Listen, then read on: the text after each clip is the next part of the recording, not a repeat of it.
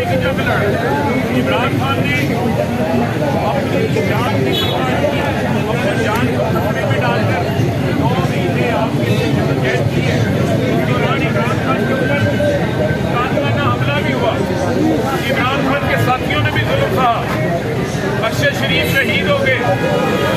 2 सहाफ़ी इस मुल्क के अंदर कानून की हकीकत के लिए इन चोरों डाकुओं के NRO के खिलाफ सहाफ़ी डट के खड़े थे, उनको जेलों में डाला गया, उनको मार पड़वाई गई, उसके ऊपर मुकदमा दर्ज किए गए और मीडिया इनके NRO और इनके कार्यकर्ताओं के खिलाफ था, उसके ऊपर भी पाबंदियां लगाई।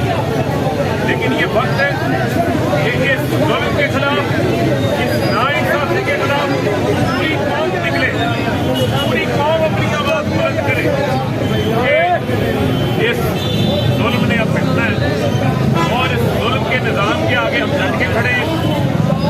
और कैसे कैसे गैर आईनी बयानात आते हैं।